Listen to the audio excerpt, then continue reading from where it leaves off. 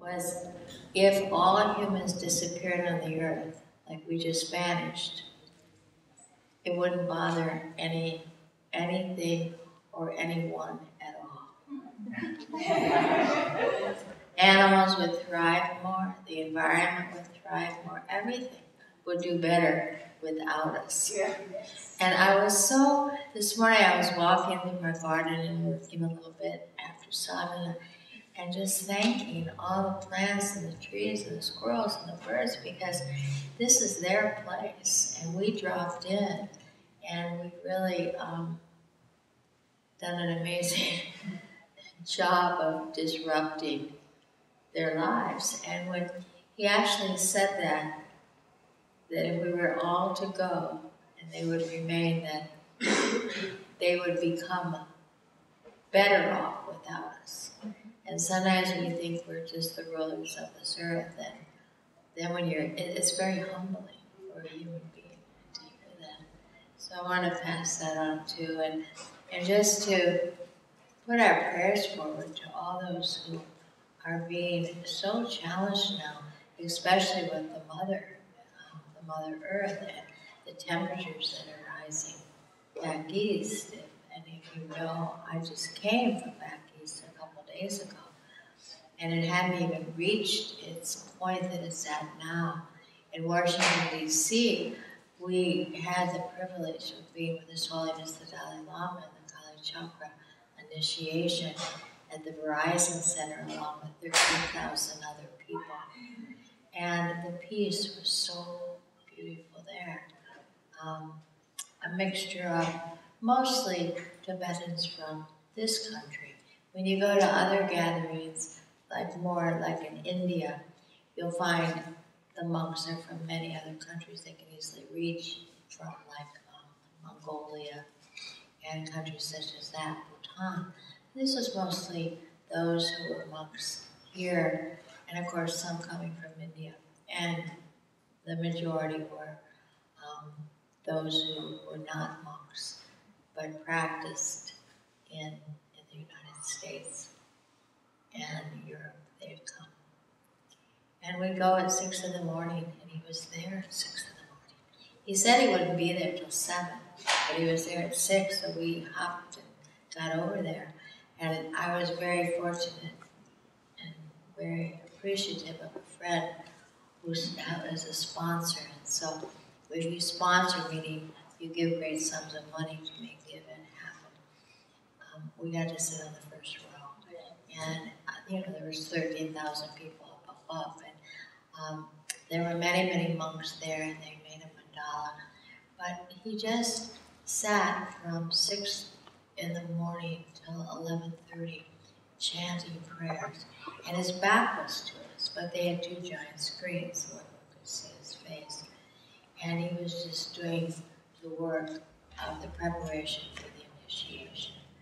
And it was a realm of peace that was so, one of those times you'll never forget.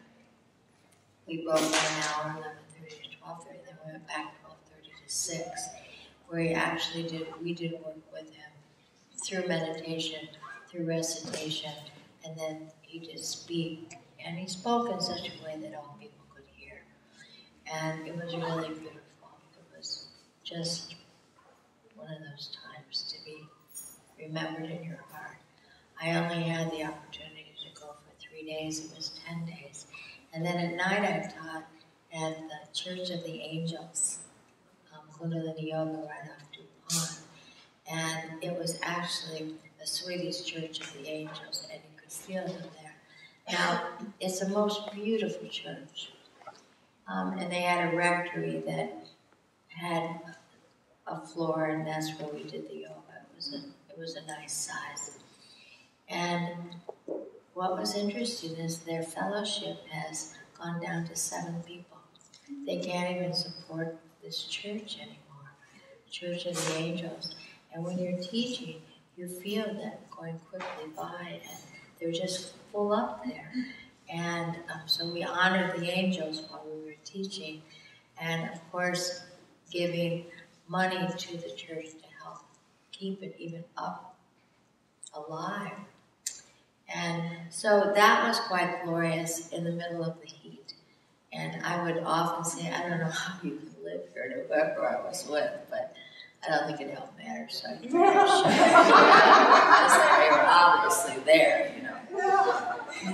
So on Sunday, we finished the last morning class. By that time, His Holiness had talked with Obama, and he had left. And we had a breakfast with a lot of friends. And everything was like in a bubble of God, of a certain frequency. And you saw monks all over the city. And if you didn't see monks, you saw people that you knew had been at the teachings, because we were all vibrating on a, on a frequency. So that, boom. I wanted to go by train because I like trains. And I love the DC airport. Who's been there? It's so classic. It's just so glorious, the architecture. And they were going to destroy it. And they said some years ago, and somebody got the finances together, because it's lovely. And so we had a nice little tea in the station. And then they put me on the train. And it was Sunday afternoon at 5:30, and people had places to go and things to do. And we were stopping, and it seemed a lot of places, Pennsylvania, New Jersey, and I don't know. There was so many places. I didn't know we'd stop in so many. I don't know how you go through so many states in such a short time. We would be like just so many blocks from my friend's house. She said, we're in Delaware now. Thinking, how can you be in Delaware now?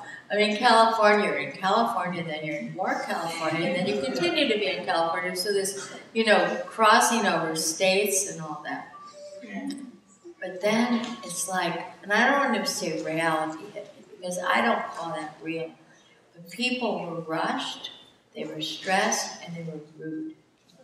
And it was so, and maybe it was exaggerated because I had come from this bubble. It was like, whew, like I just didn't, and I had no one to bounce it off of. I wasn't with somebody else who had come out of the bubble too, so we could have a little support system going.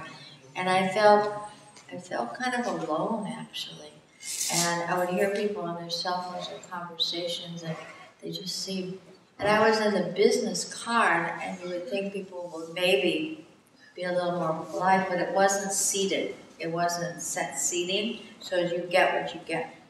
So this very large African-American woman came in, and now it wasn't because she was black, I'm sure, but it almost gave me a deja vu of what it was like when people of color had to be in the back of the bus or the back of the train, or they couldn't even be on your car.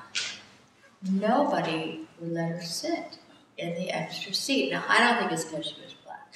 I think everybody was fibbing. They all said, there's somebody coming, or there's somebody in the bathroom. And I knew there wasn't, because I had been sitting on this train.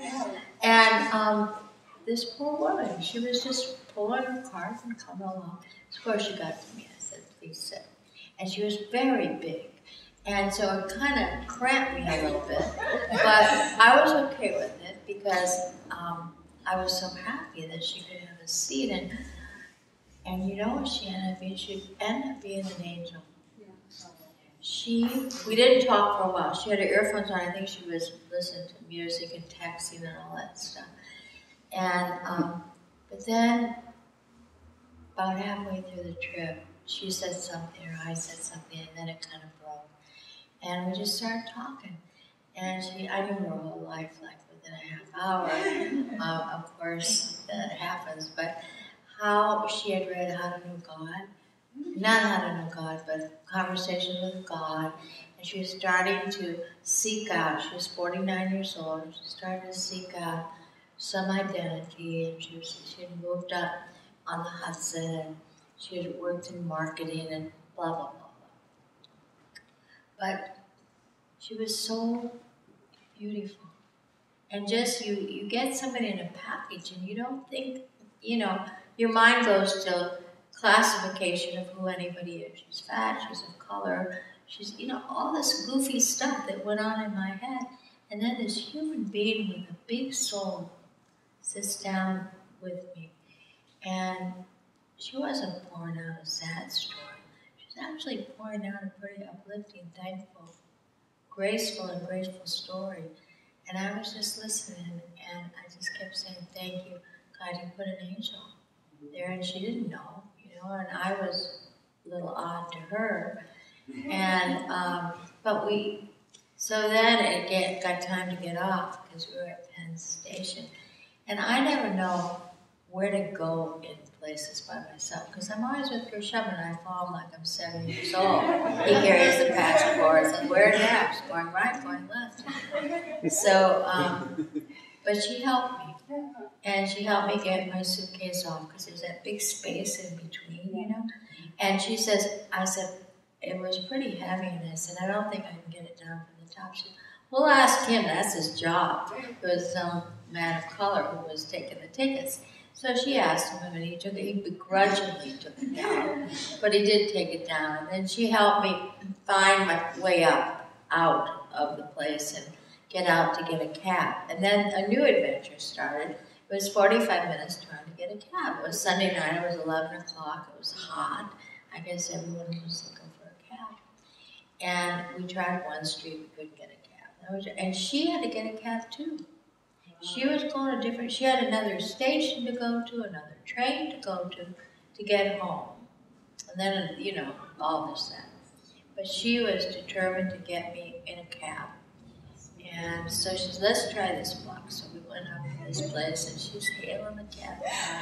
Finally, a guy did it, and then I'd given her my card, and I said, email me. She said, I heard that yoga is good. I heard it's good for your health. She says, I need to work on my health.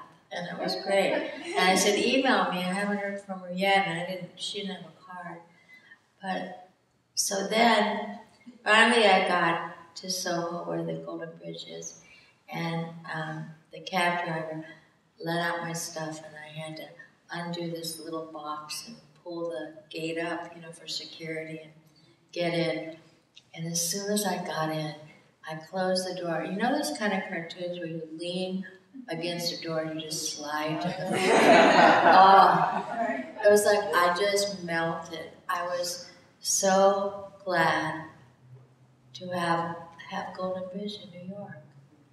And I was so appreciative to be there and back in that vibration. And the same here. Because we go out in this world, and this world is all God's children, that's for sure. But sometimes we just like to get refreshed or get into I don't think I ever experienced it that much, going from the bubble to this holiness, to the happiness, to the caring, to not caring, but to people who are asleep right now based on fear. And I just wanted to share that with you because it was so prominent.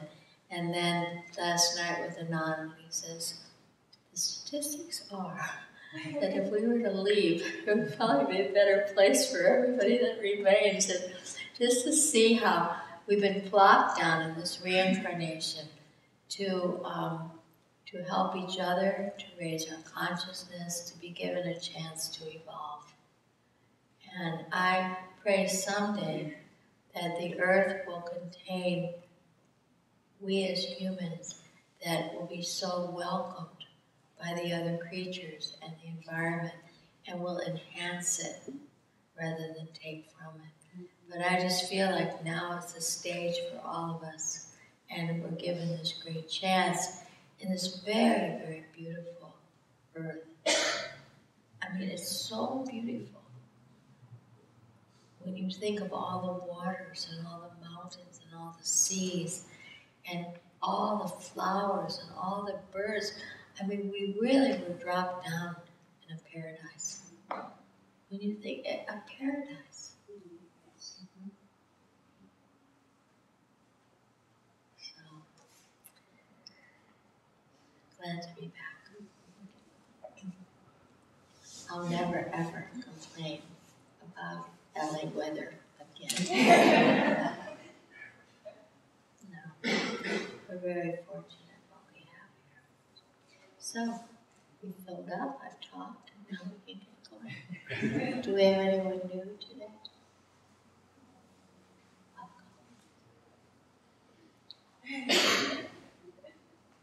Welcome. How many of you are from out of town? Where are you from? Westchester, Pennsylvania. Where? Westchester, Pennsylvania. It's outside of Philly. Little hot there today, right? Today. They said it was 116 with humidity in New York City, 105 yesterday and with humidity. Record-breaking. Yeah, a lot of people are leaving their bodies on this one. Who else here? Where are you from? Phoenix. Phoenix. Well, this is dry heat there. Yeah. Most of the time. Yes.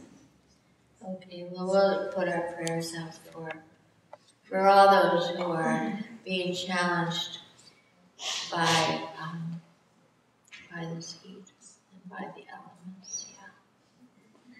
Okay, let's bring our